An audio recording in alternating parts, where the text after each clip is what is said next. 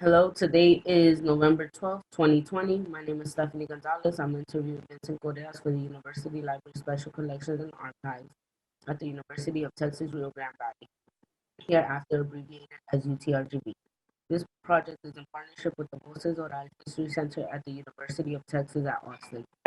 Please know, Mr. Correa, that this interview will be placed in the University Library Special Collections and Archives at UTRGV and shared with the Voces Oral History Center at the University of Texas at Austin. If there is anything you do not wish to answer or talk about, I will honor your wishes. Also, if there is something you want to talk about, please bring it up and we'll talk about it.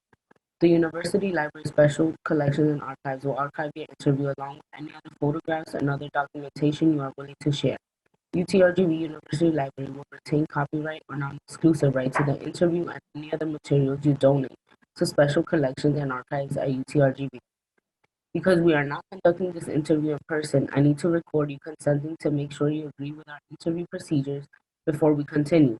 So I'll ask you a series of 6 questions. Please say yes, I agree, or no, I do not agree after each question. 1. Do you give University Library Special Collections and Archives at UTRGV consent to archive your interview and your materials at the UTRGV University Library? Yes, I agree. Do you grant UTRGV University Library Special Collections and Archives right, title, and interest in copyright over the interview and any materials you provide? Yes, I agree. Do you agree to allow UTRGV University Library Special Collections and Archives to post this interview on the internet where it may be viewed by people around the world? Yes, I agree. Do you grant the University Library Special Collections and Archives consent to share your Zoom interview with the Voces Oral History Center at the University of Texas at Austin for inclusion in the Voices of a Pandemic Oral History mini project, which will include posting the interview on the internet? Yes, I agree. As you recall, we previously filled out a pre-interview form. We use information from the pre-interview form to help in research. The entire form is kept in a secure Voces server at the University of Texas at Austin. Before Voces sends it, UTRGV University Library Special Collections and Archives, we would have stripped out any contact information for yourself or family members, so that will not be part of your public file. Your public file will only be accessible at UTRGV University Library. The final 2 questions ask for your consent on what I just described.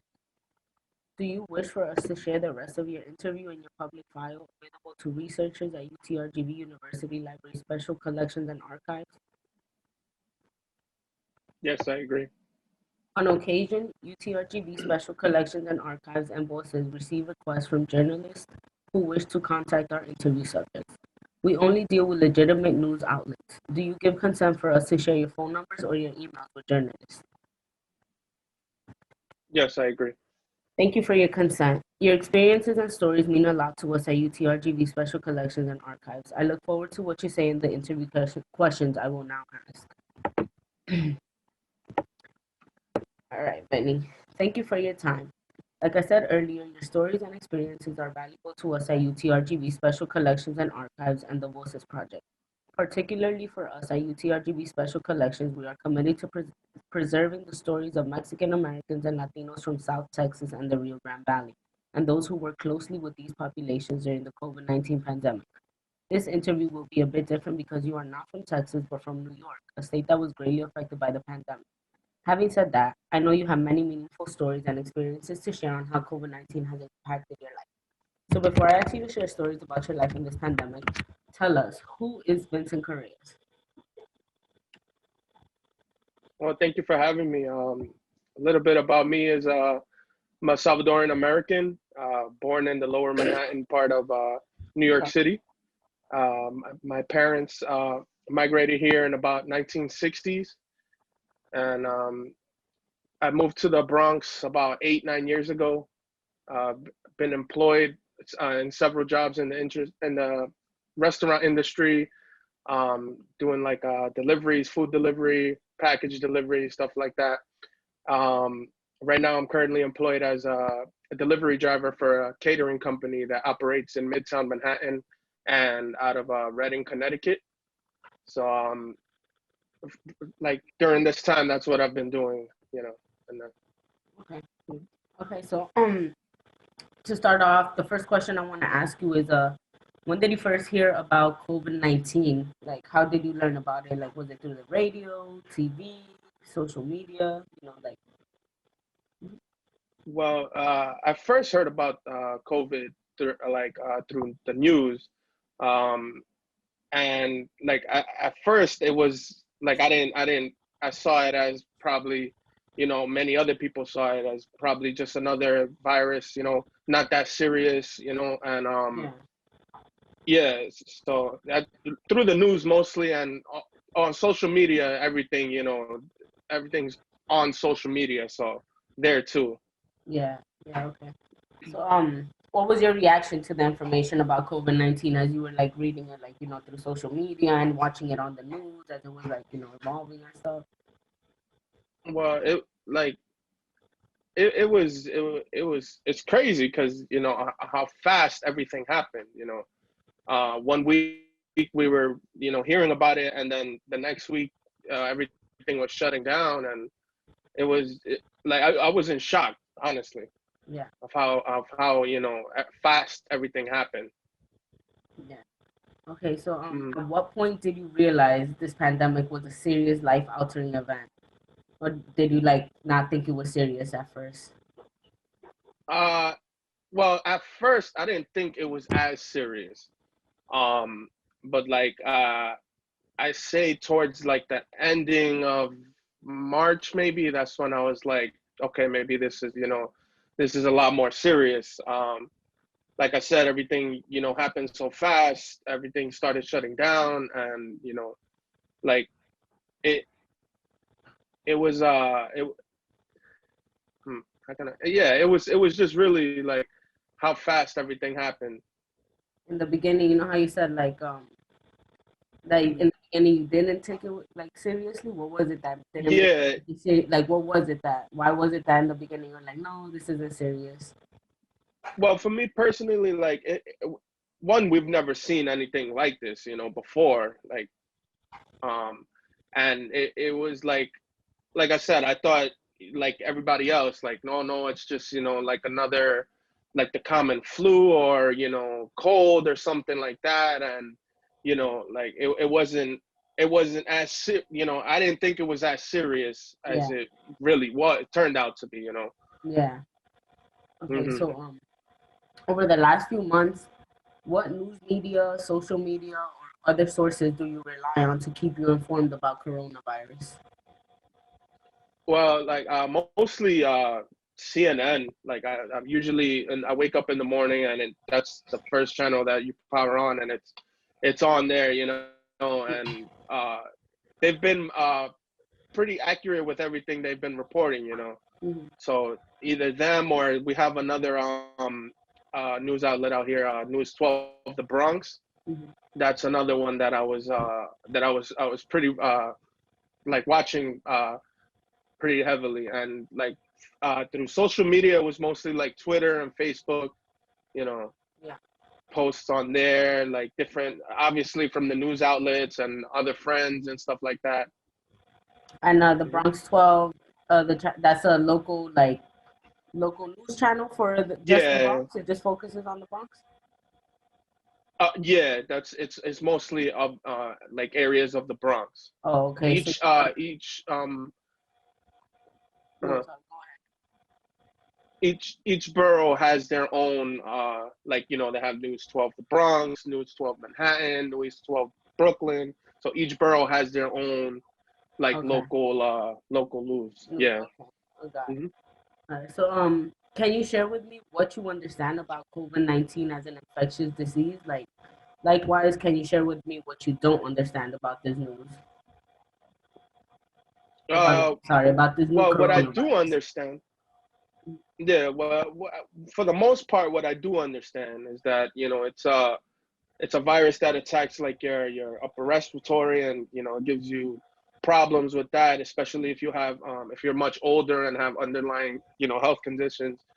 Um, and like what's still like it's and also how it's transmissible, through respiratory droplets, sneezing, stuff like that.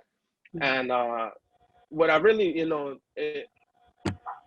it's crazy. What I don't understand about this whole thing is like, yeah, one week, because I've seen this live. Like, 1 week you're fine, and then the next week, you could be 100% better, or not Yeah. even 100% better, but like feeling a lot better than what you were the first week. Um, and like, and then I've also seen cases where it's like, they start off good, and then everything just goes downhill. So it's that's what I'm like, you know, I'm still iffy about this whole thing because it's like, Yeah. You still have like mm, questions and stuff like you weren't yeah, sure. yeah, and Yeah. especially, not even. It's also more concerning that not even the top doctors know, like they know a lot more now, but Mhm. like before it was like everything was just like we don't know, like we Yeah. don't know, and that's scary. Yeah. Yeah, I Mm, understand. Um, yeah. would you take the first COVID-19 vaccine available on the market? Um, Honestly, me personally, no, I wouldn't, I wouldn't take it just because, like, I'm really not a fan of all these like vaccinations and stuff like the flu. Like, this was actually the first year I got it. It's in a long time, over 12, 13 years. So, and it was like I don't know, like the whole point of them giving you injecting the virus, into you, and it's like you could get sick, and like no, I've seen Yeah. it like to my mom. She's gotten the flu shot, because she's a lot older. So I've seen her, it'll knock her out like for a week, and she'll just be, in bed all day, and like I just don't see, like really the point of it. Yeah. But that it gives you, supposedly it gives you the immunity, or helps you combat it, if you do get it. Yeah. So But you me took personally, the no, I don't think I would. so you took the flu shot this year for the first time? The flu shot, yeah, for the Yeah. first time in, I say, like 13 years, yeah. Can I ask why you did it? Was it for Um, yeah, well, basically it was more of, because during this whole thing, excuse me, I was actually diagnosed with high blood pressure. oh wow. So, my doctor recommended, for me to get it because she didn't want to, like, there was a point where I was in like what they like to call a stroke zone. So, like my blood pressure was like really out of control, basically. And she just basically told me, you don't want something to happen, God forbid, and then have to be fighting two different things. You know what I'm saying? Like, if Yeah. you get sick with this and then that, and then with the whole COVID, it's like, she was just like, to avoid it, Oh, to okay. avoid all that. So I took her advice, because she knows a little more better, and yeah, I took her advice and got it. But like I said, if it wasn't for this whole thing, I don't think I would have gotten it. Got it. Okay. Mhm. So, um, does your family hold the same beliefs as you about COVID-19, or are there some members who take it more seriously or lightly? For the most part, everybody's taking it pretty seriously. Like at the beginning, um, my dad didn't really take it, so seriously, like as he should, like taking the precautions and all of that. And it wasn't honestly like until he got it himself that he actually started taking, the precautions, washing your hands, wearing a mask, trying to social distance, all of that. But like now, they're a lot more, like take the precautions and a lot more conscious about this whole situation. Yeah. Okay. Mm. All right. So for these next set of questions, I'd like to talk about how you've seen COVID-19 affect family members, friends, and equal importance. So, Mm. can you tell me how many people live in your household? Yeah, it's four people, which is Four. my brother, my older brother. Yeah, four. My older brother, my mother, and then my father and me. Okay. Um. Hmm. So before this whole COVID-19, this crazy stuff, pandemic. What did your Yeah. family do for fun before the pandemic? For fun, like what any other normal family would do, I guess. Like, go out, get, eat, go to like different amusement parks, Yeah. go, to soccer games, sporting events, stuff like that. You know. Yeah, hmm and When obviously when we had the chance, yeah. yeah. How have family outings and gatherings for like holidays or birthday changed during this ongoing pandemic? You have any stories to share? Like, have like birthdays, have they changed during this whole time for you? I mean, there's something different, Yeah, completely different going on. um, yeah, like a couple, and like a couple of birthdays, cousins, uh, nephews, nieces. They've had birthdays, and like it's not the same as in the aspect like the big parties that we're accustomed to. Having everybody over, celebrating. And actually, recently we had my nephew his birthday, and we had to kind of improvise like how to celebrate it, because obviously out here it's still like they're telling you to avoid you know gatherings of more than 10 people, especially if it's going to be indoors. Mhm. So we try to like do like a little car caravan, like a little drive by thing where everybody they have their balloons, their signs, yelling happy birthday, Yeah, because to try to at least give them some sense of normalcy, because yeah, it's been tough on adults, but it's also been tough on kids as well. yeah. Do you have a lot of kids around you? Like, Yeah, well, yeah, I have a lot of nieces and nephews, oh, so okay. I'm always, yeah, So you've been able to surrounded see how by they've been that. affected by the pandemic as well. Yeah, yeah, yeah, firsthand, yeah. Mhm. And like, I'm from New York normally, but I'm living in Texas now, and I've been living in Mhm. Texas during this whole pandemic. So I know like birthdays and stuff is more different over here, but a lot of people in the RGB live in houses and stuff. So you gotta drive everywhere, and Mhm. I see like the drive-by birthdays. But I know in New York, it's buildings and apartments, and the living Yeah. situations are really close. So with Mhm. birthday parties, as you were saying, it's a lot harder? Is it a lot harder to plan it because you don't have you have to like go all the way downstairs to go to the front of the building? So Yeah, like that part is a lot harder, because that everybody's used to just being crammed in, and yeah, everybody, the family, friends, and just everybody just crammed in to a small apartment, big apartment, it doesn't really matter, but that's definitely something that's changed, yeah, especially, with the whole thing, because it's made it harder in a sense to plan, like, because when you do plan, you gotta really think, like who, and even then, like I feel like people sometimes take it personally when it's everything but that, you know what I'm yeah, saying? So like, because with that, I would rather, if I am planning something, you have to, make sure these people got tested, and or if they didn't get tested, that they've been, taking the precautions, and all of that is more on like, somebody telling you, that they've been doing it, but it could be something else that they haven't been doing. They've been going here and then there, not taking precautions, stuff like that. And it definitely makes it a lot more harder. yeah. You just don't know like hmm everybody's protocols when it comes to the pandemic. Yeah. Okay. So, exactly, hmm yeah, you just don't know, yeah. did anyone close to you test positive for the COVID-19 virus? Yeah, my father actually tested positive at the ending of March.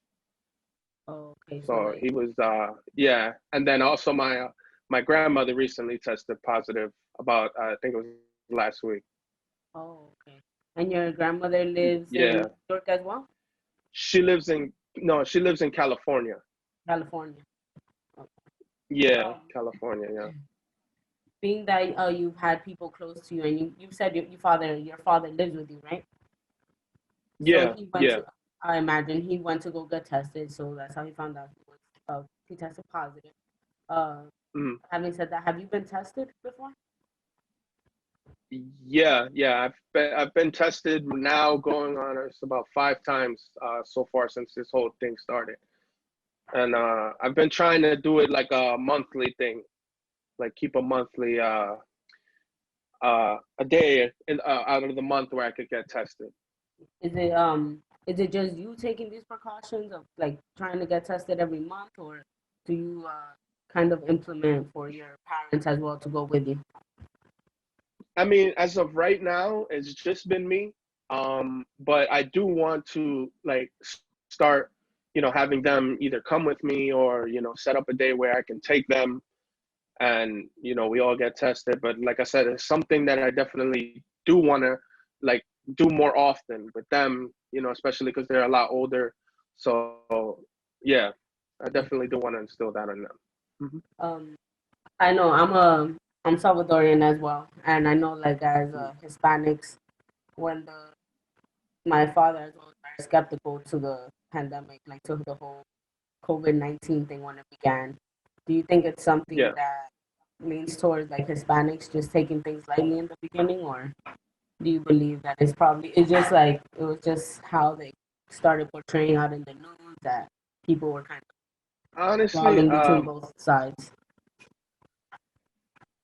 uh, yeah, I think they definitely do take it a lot more lightly, just because, they come with this thinking that, oh, they've seen it all, and they've been, here longer than us, so they know more and stuff like that. But like it is I definitely am worried when it comes to stuff like that because, like I said, this is something that should be taken very seriously.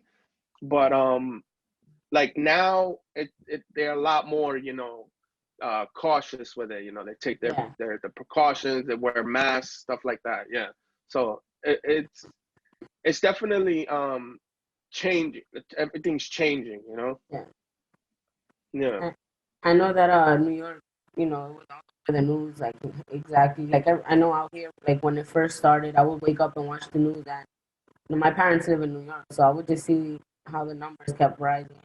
Living so far, I would be afraid, but so I was it hard to find a location that was willing to test over there? Like I know a lot of people wanted to test when they had no symptoms, and in the beginning, it was only like, oh, if you had symptoms, you could get tested. If not, you couldn't. But being that Yeah. you being in New York, uh, can you explain to us like was it hard to find a location that was willing to test with no symptoms? Yeah, I mean, in the really in the beginning, that's when it was like almost near impossible to get a test. You either had to be a first responder, a healthcare worker, or yeah, I believe it was only at first it was only those two, or you had to have like the symptoms, and like I said, it was still almost near impossible um, to to get the test. When my father first tested positive, like he had a feeling because of all the symptoms they were explaining. Oh, if you have fever, if you have a cough, if you have body chills, stuff like that. Like he was like starting to feel that. So this was on like I say like a Tuesday. Yeah, like a Tuesday. And I was actually supposed to drive him down to his job because he was supposed to pick up something. He was off one of these days. And like he told me, he's like, I don't feel good. And, he's like, he had a fever. He couldn't sleep the night before. He had body chills. And, like at at that point it was like, okay, this is real. So I like it wasn't as easy as, okay, oh, I'm gonna just pick up the phone, set up a test, and that's it. No, it was like you had to call the New York State Health Department and you had to go through them. I was like on the phone with them throughout like that whole week trying to get him a test. And they would ask me, oh, does he have this symptom, and he was exhibiting every one of those symptoms that they were saying. And that first week, he was just like, he couldn't. Yeah, apologize for that. There was a little internet connection issue, but yeah, you were saying before that it was hard in the beginning to find a location to get your dad a test, even though he was like showing all Mhm. those symptoms and stuff, and you were on it. Yeah, That must be like tough. yeah, it was honestly, and uh, it wasn't till this whole thing, happened, and not being able to get him a test as fast, and it wasn't until probably like the beginning or first week or second week of April that he was they sent him to a drive-in location, and they had like the National Guard out there and everything, and they asked me, you know uh since I was in the car with him, if I wanted to get tested as well. So obviously I was like, yeah, because I just want to know, everything's, it feels a lot better when but even still, because this thing, you could catch it, you go get the test, and then a couple hours later you could catch it, and it won't Yeah. pop up until the next 2 days. But that was actually like the first time I got tested, and then I went again, because like that first week I said he was out, and it wasn't looking like he was getting better. So I did get worried. I was really worried, until maybe like the second week, halfway through the second week, where he started, to get better and stuff like that. And so we wanted, like, he started to get better as he kept going. They didn't let him go back to work until he completed the 14 days of quarantine, um, after he had a negative test. So before, it was you had to test negative twice within a 24-hour span for you to be able to get clearance for you to go back to work. But now it's just negative, and they give you a letter, and you take that to work, whatever. But like, before he went back to work, we had to get tested again so he could get that letter. And then I got tested again. That's when I found out that I had the elevated blood pressure, and that's when everything else started to happen too. So it was like a ripple effect of things. Yeah. That must be really hard to handle. Mhm. Um, that sorry, I lost. Did you or anyone you live with travel anywhere outside of New York, like during this pandemic? Uh, no, no, like out of New York to Connecticut, but that it's still considered within the tri-state area over here. Okay, and that was for your job, right? Because you said your company is Yeah, like yeah, based in and New I York. was the only one that was, yeah, traveling outside of the state. Yeah. Oh, okay. Hmm. Being that you were the one that drove your dad to go get tested, were you afraid of being in the same car? Were you just like, was your mind just set on, okay, like I'm trying to get him tested? Honestly, yeah, like I felt horrible, like, because I usually, they sit in the front seat, but I told him, yeah, if you can, just please sit in the back seat, so to limit any possibility of me contracting it. And I was driving, he had his mask, I had my mask, and like I said, I felt horrible because, that's my father, it's the thing there that was like, oh, sit in the back, but Yeah, it wasn't, yeah, but but yeah, I definitely was worried. yeah, I mean it's something new for everybody. Like this whole pandemic, Yeah, yeah. the new virus we're all learning about. Like as you said, stated before, even the doctors that they had a couple of issues like getting to know what this Yeah. virus was gonna turn into. So Hmm. for us, for people like you and your father who don't really know much about what you're hearing from the news, then it's understandable to Yeah, take exactly. precautions, even just to get him tested and stuff, and to keep yourself safe as well. Like take the, you still Yeah, have the other people in your house who you have to worry about. Um, yeah. being that you live in the city, New York. I know you have to get around on the subway, public transportations, buses. That's the means of travel out there. Were you scared of riding the train or the bus? Like, how did you deal with it? Oh, yeah. Yeah, I like once it started, I completely stood away from from any form of public transportation. I would either ride my bike or I would drive. And during those times too, like since everything started shutting down, I started getting less days of work. So, but my sister actually would have to keep traveling into the city. So I would even tell her like, listen, in the mornings, don't worry, I'll go drop you off in the city, because I wanted to try to limit how much time they spend, on public transportation. Because again, this is, you don't know, if they're actually.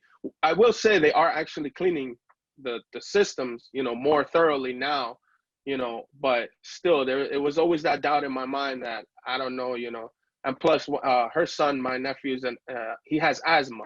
So I just wanted to try to help them avoid as much, time in public transportation. Yeah. So And I definitely stayed away from it.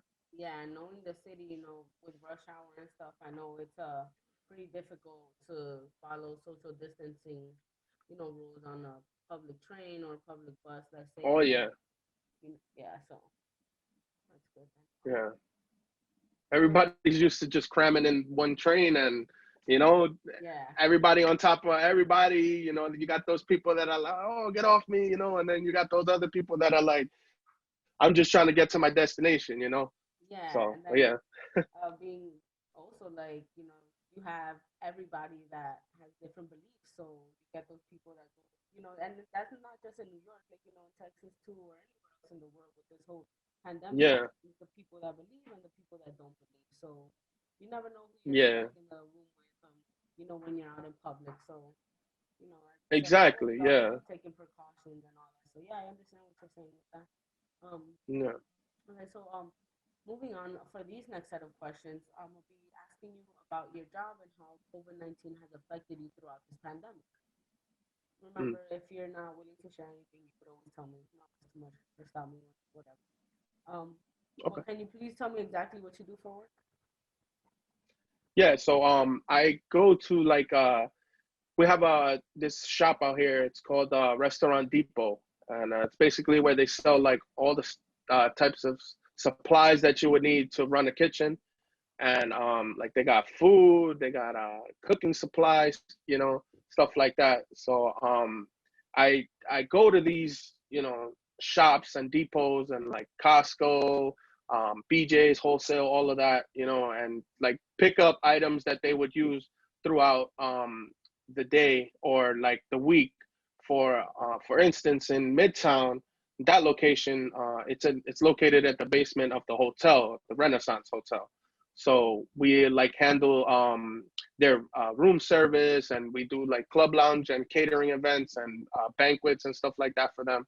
So basically, Monday through Friday, I would go to these depots, pick up what they would need for like different banquets, what they would need for like room service, and then in the other restaurants, a little bit more of the same, but that's more of a restaurant. Like, so I would pick up more like food items and stuff that they would need to cook and stuff like that. Okay, wow. So you basically the one that keep these food events going. Yeah, yeah.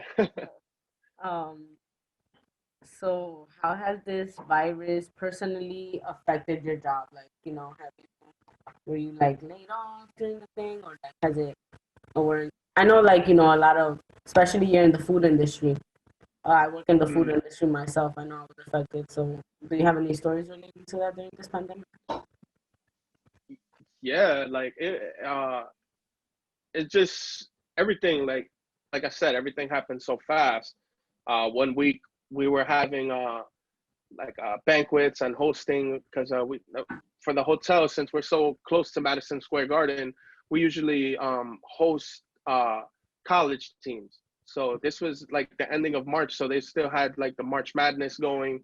Yeah. Like they were already in like their finals, semifinals, and stuff like that. So like like I said, one day it was okay. We had a team coming in, and we had to have Saturday, Sunday, and Monday ready to go. And like with food and stuff like that, and like catering and all that. And then we got a call and they're like, listen, we're leaving tonight after the game, and we're not gonna be staying because the whole thing, everything started to sort of hit the fan, as people say. And like I said, one day we were good, and then the next day is like, oh, we're shutting down. My boss started to tell people, listen, it's not looking too good.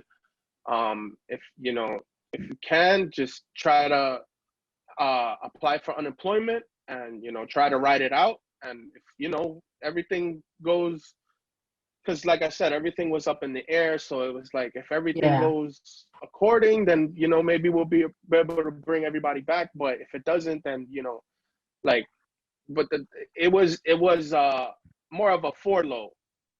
Yeah. So he was telling us, your job is still here, but with everything going on, it's just not guaranteed, that he'll be able to bring us back. So, like, he basically told me, like, he was straight out. He was like, listen, I'm honestly only going to probably need you like 1-2 days a week. And, out here in New York, you can't survive off of 1-2 days a week, Yeah.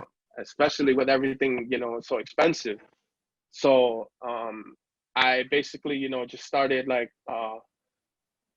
doing these gigs and like little side jobs and all this. And because my unemployment, honestly, that didn't hit until a while. Like, it took a little while, and it wasn't until I realized that as I was working, it was slowing down my whole process of it going through. Yeah. So, you know yeah, it was just, it was like I said, it was like a furlough. Like he said, your job's here, but if everything goes as accordingly, we should be good. If not, then we'll go from there, basically. Yeah. So So it did affect me, yeah. Mm. um being that your job was basically a delivery man, but did your job implement, like, were there any policies that were put into place at your job when, like, the pandemic started? And, like, did you agree with, if so, like, if they put in policies, did you agree with the policies? Like, were they taking precautions and stuff?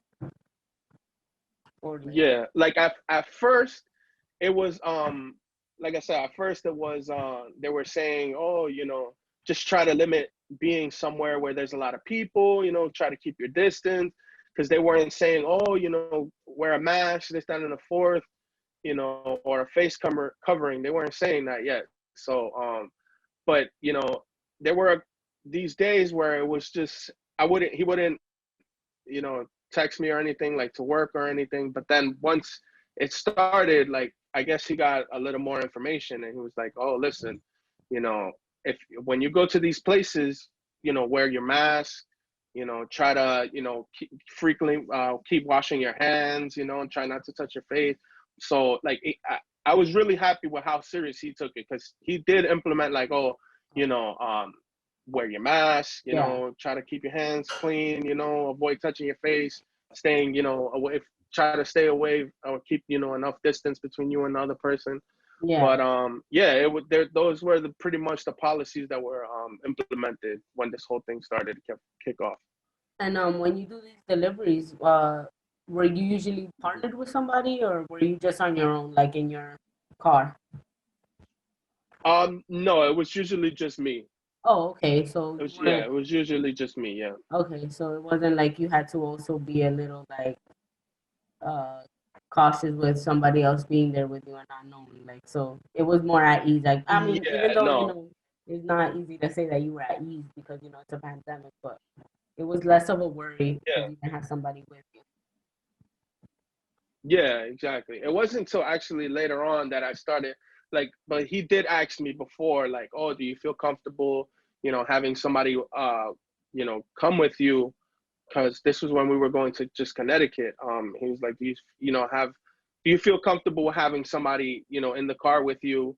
And I honestly was like, yeah, just, have them get tested recently. And as long as they wear their mask, because obviously the driver can't have the mask on the whole time, because it's a safety hazard.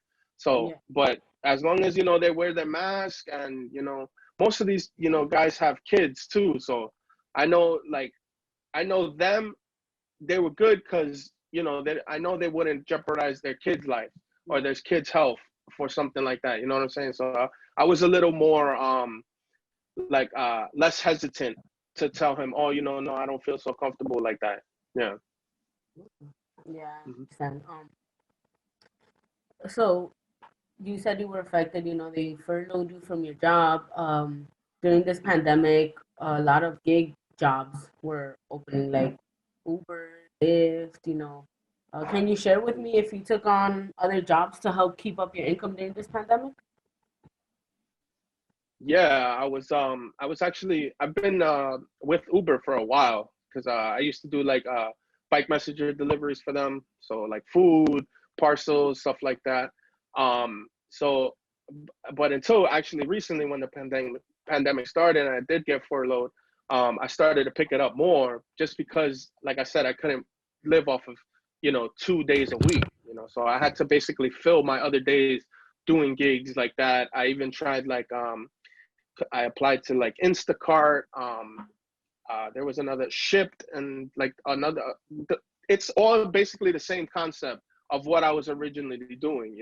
Like Yeah, all basically the requirements that you needed was like needed to have your own car, uh, your own insurance, stuff like that. So yeah. yeah, I did pick up a lot more, gigs through Uber. I was mostly on Uber, like from 9 to 5, trying to fill those days that I wasn't working, just to try to, get by. But it was tough. It wasn't easy. Yeah. And you were doing Uber like Uber Eats, like delivery driver, or like Yeah, yeah. oh It was okay. it was mostly Uber Eats. Like I did do some like passenger, but I wasn't really, comfortable with that. Like I said, because you Yeah. have somebody that you don't know, and it's not recommended during this whole thing. So I was like, you know what? Let me just stay away from those. Stick to Uber Eats, and Yeah. go do those little gigs and stuff. Yeah. And well, New York, got affected by a lot. Like you were saying, you're working in the food industry. So with Mm. Uber, were you limited to like the type of restaurants that you would make deliveries for? Like usually you'll have it New Yorkers or like people have a lot of options of where they could order from. So were you only delivering? Yeah. Was the list limited? Not really, because the thing I would do is I would go to Manhattan, and Manhattan is like, especially for Uber Eats, that's the place you want to be. Going starting from I would say probably 96th, working your way all the way down to maybe like the 20s. That's like the mostly the area, or even lower Manhattan is like they have like just a whole bunch of options, restaurants, and all these different places. So I didn't feel limited like to where I was getting orders Yeah. from or stuff like that. Like I was getting a pretty good amount, enough so that it was if matching, if not making a little more than what I was making uh, at my current job. Oh, okay. That's good then. Mm-hmm. Are you worried though, like that you'll still get COVID again before there's a vaccine because of the public nature of your jobs, or like, so you got furloughed, right? Um, Yeah. well, right. Let's not answer what I asked you right now. But so you got furloughed. Have you gone back to Mhm. regular hours at your job? Are you still doing Uber as of right now, or have things gone back to normal? No, right now, since I'm on unemployment, I can't work. Oh, So, or I can, but I can't work a certain amount of hours. Or mm, I think I can't get more than like 500 something. I can't make more than that in a week. mm, So, what I am doing is I take like 1 or 2 days with my current job that I was furloughed from, because he still needs me, like I said, to go to the depot once in a while, pick up, because they switched to outdoor dining as well, mm, since they started limiting indoor dining and all that. And uh, like it's tough. It's tough, but you know, it's not where I want it to be. But hopefully it starts to go back to some sort of normalcy soon. yeah. Yeah. Um, are you okay? So then, Because so you're basically not working that much, but on those few days that you do work Mm-mm. with your job, do you worry that you'll be able to catch COVID because of the public nature of your job? Yeah, yeah, I definitely do get worried. But uh, I want to say more so less than before, Hmm. because I take my necessary precautions. You know, I wear my mask. When I'm going into these depots, I try to wear gloves. You know, and just keep on top of it. You know, and Yeah, try not to touch my face. But it's definitely always in the back of my mind when I go into these places. But they're like most of the places the depots that I am going into, they already implemented their own policies too to like help with the whole social distancing. You know, they have like the floor markers where it says, "Oh, stand here if you're next in line." You know, like they have the arrows where you go down the aisle and then there's the next aisle that you can only go one way, like one way aisles, so that there's not so yeah, much traffic in between aisles. So like like I said, it's always in the back of my mind, but I am like a little more at peace of mind that they're taking these precautions and putting in these policies to try to yeah, help combat this thing.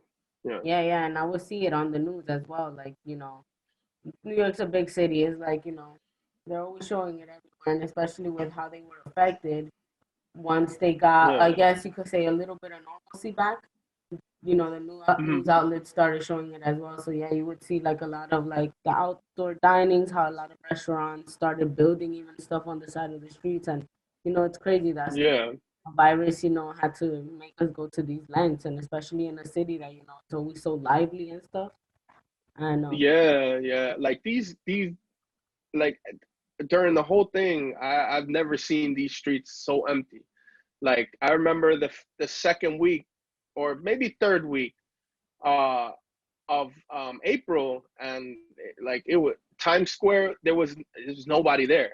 It's like, and this is Times Square we're talking about. Like, yeah, this is no matter what day, no matter weather, whatever. There's always people in Times Square, yeah, and it was like a go. Like it was a scene out of a movie. Like it was just complete. There was nobody there.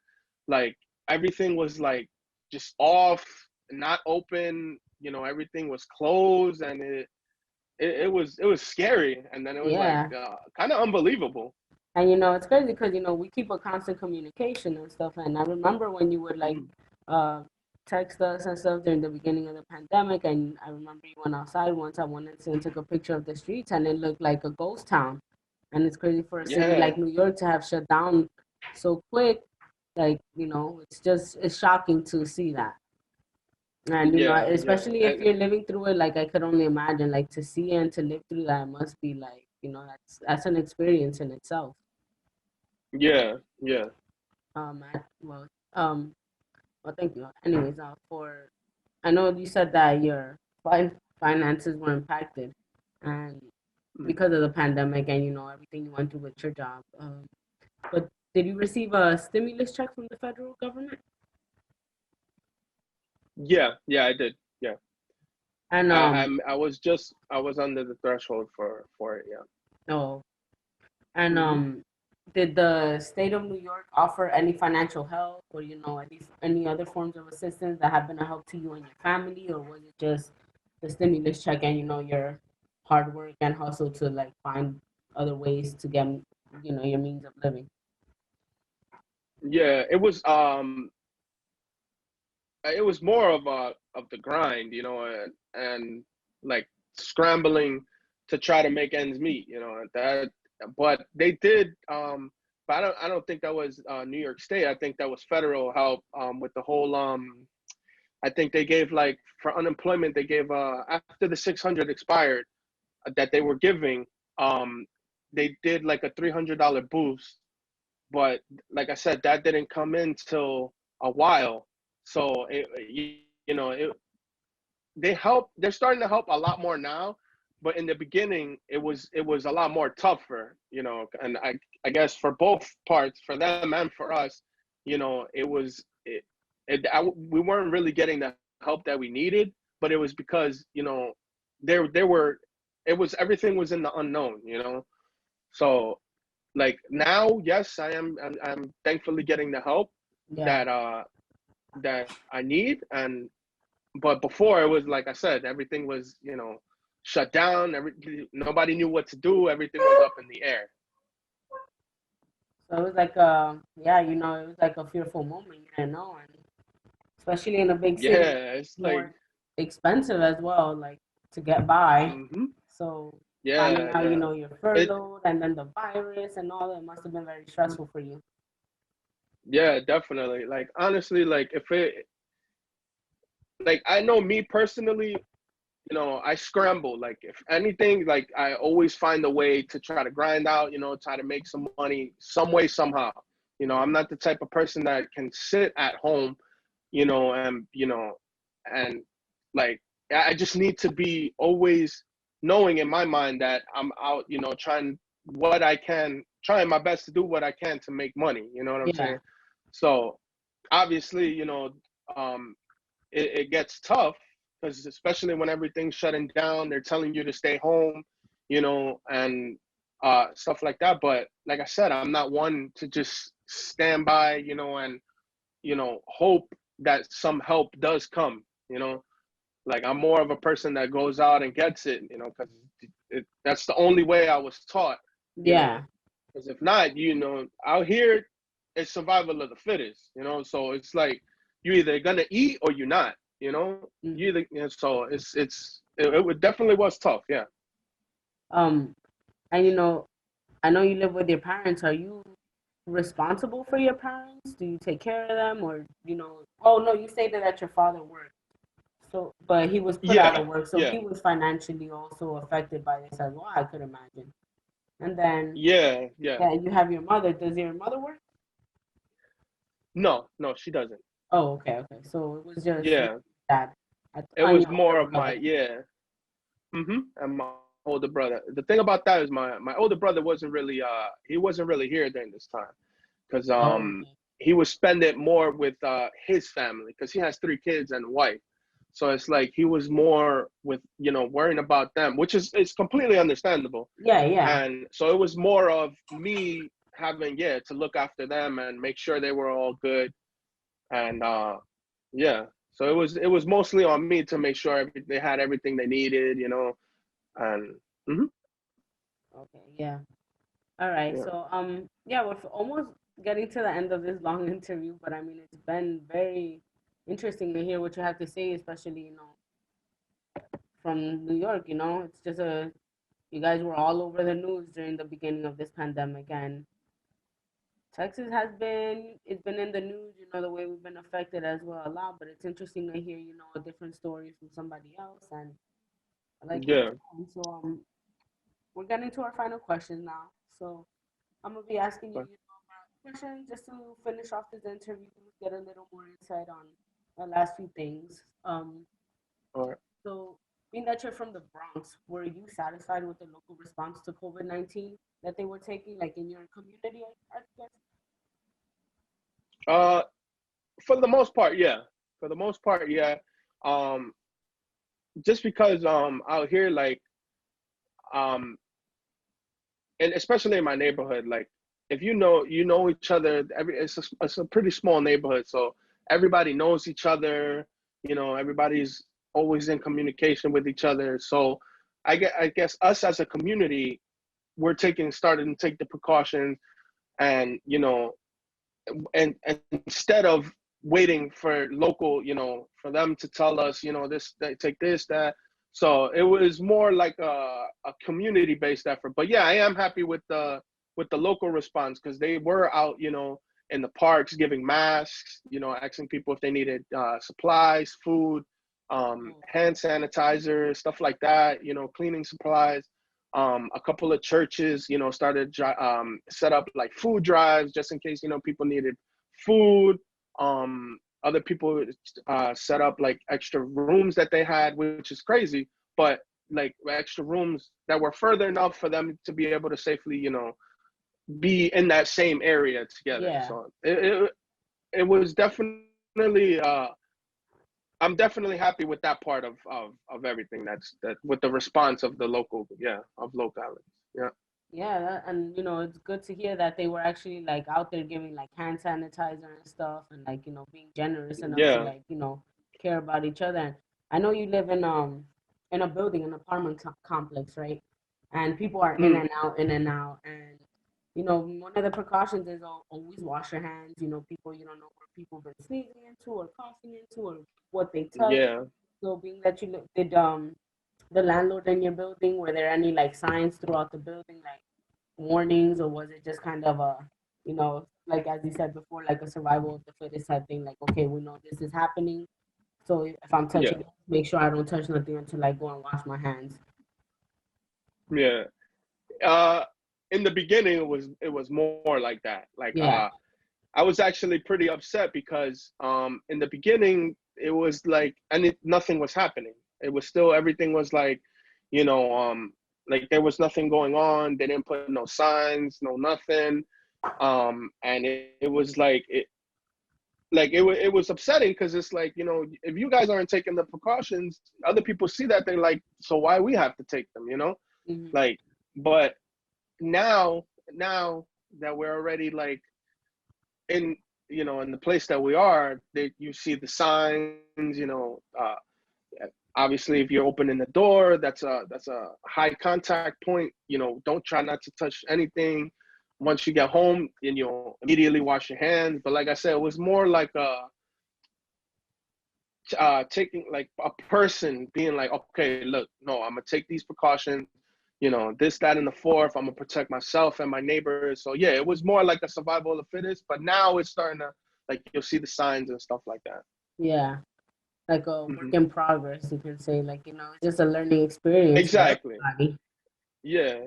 Yeah. Um, That's why I'm not too upset anymore, because yeah, like I said, everybody is new. This is new to everybody, so I do have more patience when it comes to stuff like this. yeah.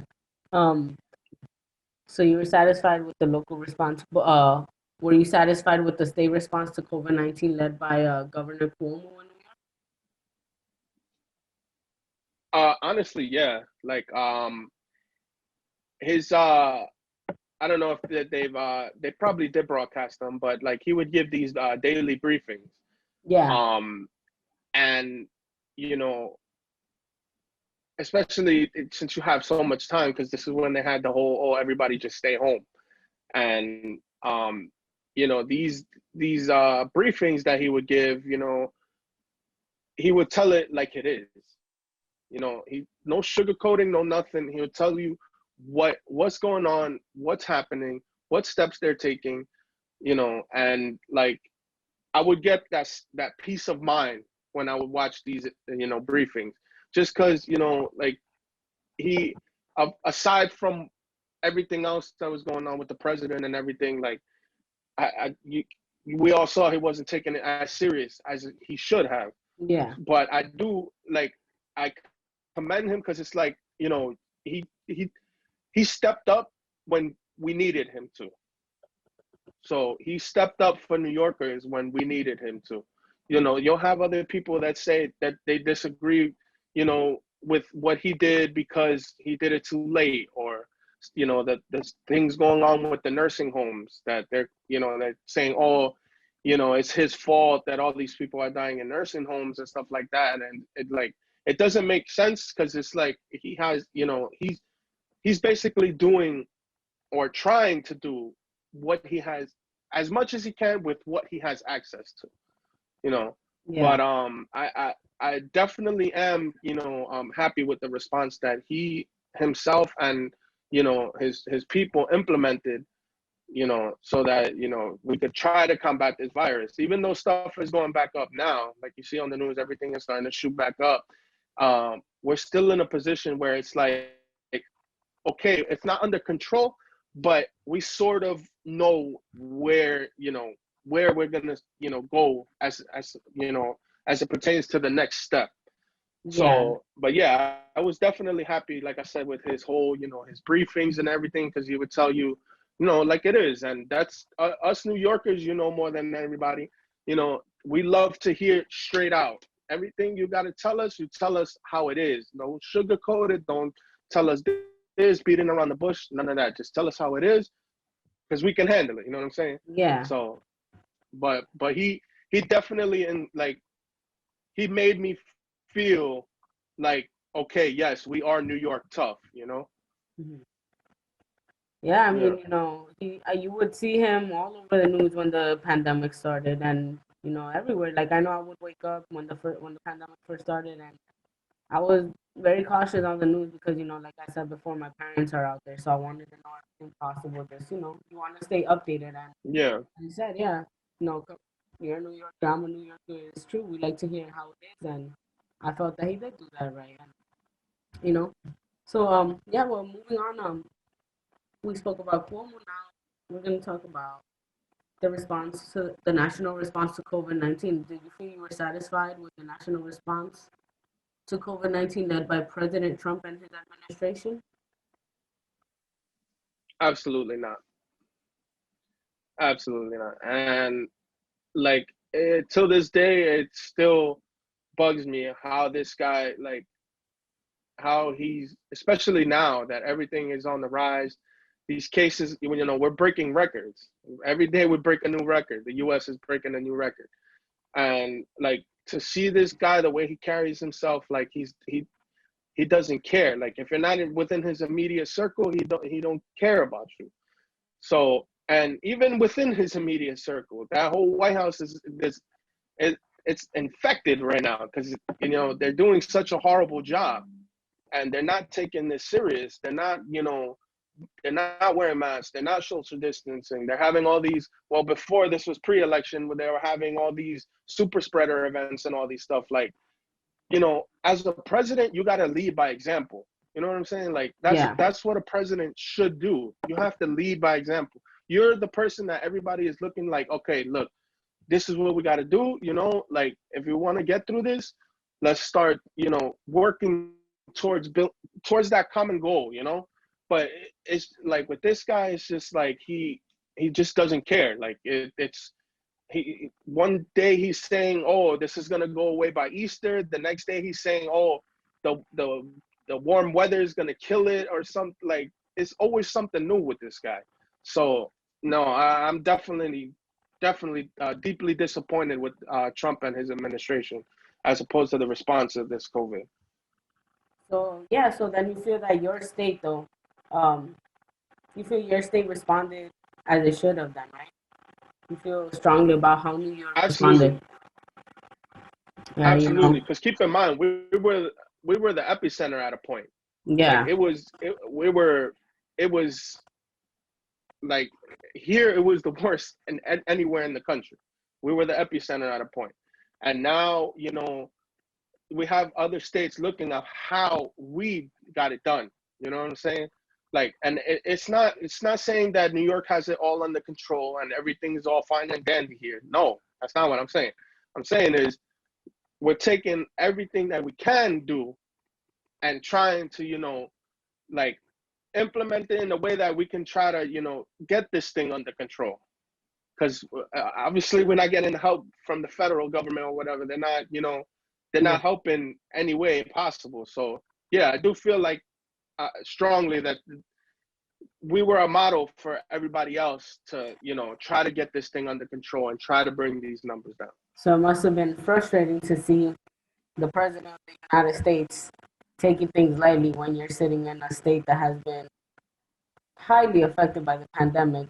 And, you've seen, especially that as you shared with us, you had people close in your family, especially like your father, like very close to you, in your household, Yeah.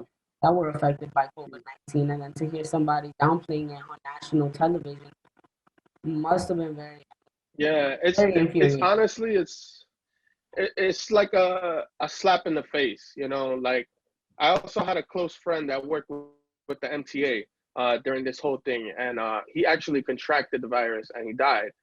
Um, So, and it's like, I don't know, like I said, it's like a slap in the face, because it's like, you're not taking this serious, because you have all this stuff at at your disposal. You know, we don't have, everybody else doesn't have the top doctors, you know, around the world or in the U.S. or whatever, and having, you know, you transported by helicopter. Everybody doesn't have that luxury, you know, and like it's a big slap in the face Yeah. for when it comes to stuff like that. Yeah. Okay. Um, if you had the power to respond to COVID-19, what would you do differently? Do you feel like, you know, you would do things differently, or would you keep it as you've been Um, Honestly, if I would, uh, not really. Well, as it pertains, I'll probably like start closing up faster. I try to get, you know, a handle on it before it got worse. You know, even before, like this guy, he knew this whole time and didn't say anything. So I'll definitely communicate it to the people and be like, listen, this is what's going on, and you know, this is what we're up against. Because Americans are tough. We can handle this, you know. So it's like, just tell us how it is. That's it. doing? Yeah. I'm pretty sure if you tell, you know, everybody, look, listen, we're up against this virus. We don't know much about it. You know, this is what we know, and here's what we plan on doing. So, but like, I would probably try to follow what Governor Cuomo has been trying to do, like, you know, with the whole lockdowns, and you know, at least for 2 weeks, you know, try to get everything under control, and you know, see from there. Yeah. And yeah, but That's, I would probably try to close earlier. Yeah. yeah. Completely. And as you know, this has been a special year in our national democracy because it's the presidential voting year. And I know we're conducting the interview after elections, but even even if it's after the elections, you know, it's this election has been critical on not only just us as Americans, but you see it on national television. You know, it's been like worldwide. You know? So Yeah. to continue on, did you vote this year? Yeah. Yeah. I voted, and I actually worked the polls for the first time this year. Oh, really? Yeah. I was working Mhm. for election day. Yeah. For election Oh, day. wow. Um, being that it's during the not only was the election critical because of the people who were running, and you know, but also because of the state of our country.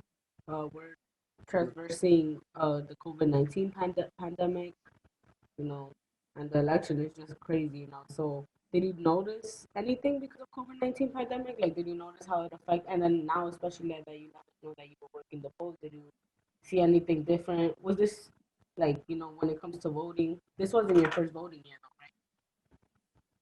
No, I voted previously. though, right? Okay, so compared to other years and comparing it to this year with COVID and everything, did you notice any differences? Probably most noticeably the amount of people. Um, don't get me wrong, people still came out and vote. Uh, it was still, you know, these lines, but nothing like what I've seen before. Like, if anything, there was a lot more mail-in voting this year. So, like the turnout, it was great. It was great. Honestly, it was great. But like I said, it wasn't like every other year, because every other year it was, you know, I would have to form these lines that sometimes wrapped around the blocks, wrapped around several blocks. And, you know, but this year was like a lot more smoother, you know, and being that I was working the polls, um, you know, it was like I said, they had already installed every precaution, you know, wiping down the machines, you know, the Yeah, privacy booths, stuff like that, trying to put fuller markers so people keep their distance. But um, honestly, yeah, like I said, it was a lot smoother than what I would have expected. yeah. And I know on TV I saw videos of like certain voting, you know, polling stations where people went and the lines looked ridiculous, and there was people that were saying they were waiting for like 2 hours.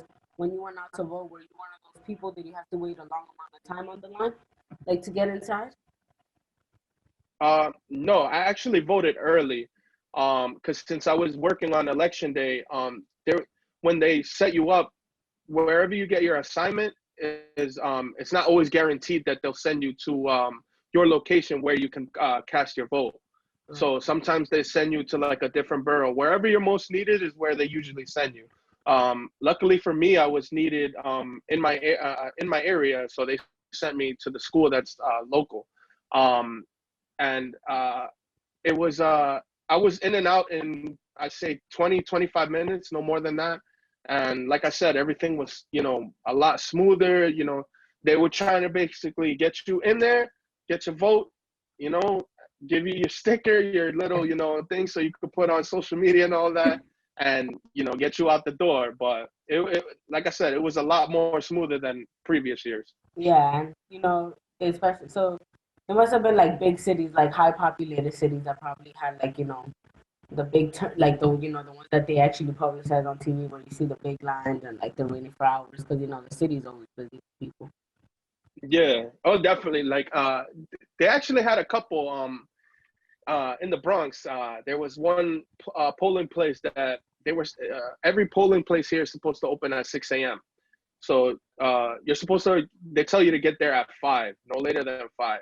So you can have time to set up and get everything ready so that once 6 a.m. hits, you're ready for that first voter. There were parts in the Bronx where it wasn't as smooth as I'm explaining. Yeah. There was one poll place that didn't open until 7:30, almost 8 o'clock. And they had like a line, like it spanned a couple avenues. So that's how long that line was. Yeah, it just So depends. I definitely feel that I did get lucky though. That everything was ready to go when we needed it to. Mm-hmm. Yeah. All right, well, Vinny, we reached the end of our interview today. The only thing I want to ask is like, is there anything else you would like to share with me about your experience with COVID-19 that I haven't asked you about? No. I think that pretty much covers everything. Yeah, that I've had to say about it. Yeah. All right. Again, thank you for the whole interview. Oh no, thank you for being so informative with everything. It's been a pleasure talking to you about this and getting your insight, especially you coming all the way from the Bronx, New York. It's a whole learning experience for everybody. It's gonna be a learning experience for those who are gonna watch this, for those in the future who are gonna watch this. Especially us being Latinos and stuff, Latinos in America, Latinos living through the pandemic, through the election. It's just all brand new for us. So thank you so much The for sharing. backbone of the country, but yeah. But thank you so much for sharing everything, and I appreciate our conversation tonight. Thank you. definitely thank you.